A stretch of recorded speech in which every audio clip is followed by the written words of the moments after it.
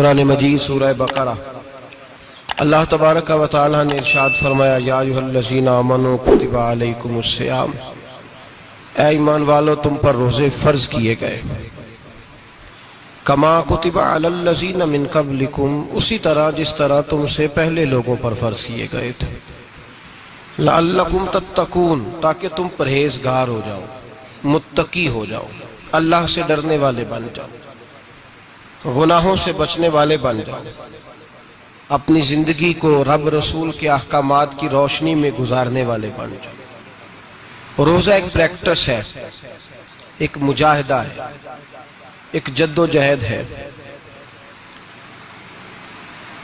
جد و جہد کس چیز کی؟ اللہ کی رضا کے مطابق اپنے آپ کو ڈھالنے کی جد و جہد۔ صوم کا لغوی معنی ہوتا ہے رک جانا، حلال رزق سامنے پڑا ہے، حلال مشروب سامنے پڑا ہے، حلال رشتہ بیوی کا موجود ہے، لیکن ان سب چیزوں سے حالت روزہ میں رکنا، اللہ کی رضا کے لیے رکنا، اس کا نام روزہ ہے۔ صوم کا معنی رکنے کے ہیں، پرہیز کرنے کے ہیں، بچنے کے ہیں۔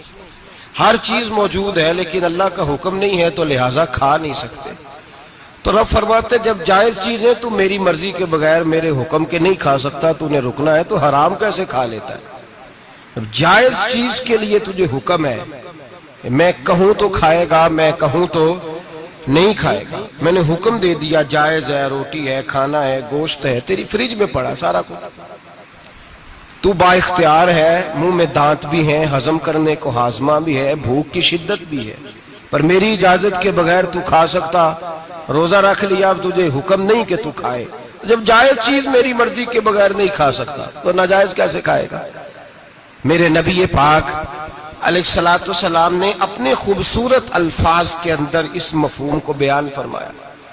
محبوب پاک صلی اللہ علیہ وسلم فرماتے جس نے جھوٹ نہیں چھوڑا، غیبت نہیں چھوڑی، برائی نہیں چھوڑی، اللہ کو اس کے بھوکے پیاسے رہنے کی کوئی ضرورت نہیں۔ وہ کاہے کا رکا ہے؟ جب کوئی کام تو اس نے اللہ کی رضا والا کیا نہیں۔ روزہ رکھ کے دغا کر رہا ہے، روزہ رکھ کے جھوٹ بول رہا ہے، روزہ رکھ کے کم ماپ رہا ہے، تول رہا ہے، دھوکہ دے رہا ہے، رشوت لے رہا ہے، فراڈ کر رہا ہے، حرام کا مال اکٹھا کر کے کہتا ہے اس میں سے چلو 10 دیگیں بھی پکا دیں گے۔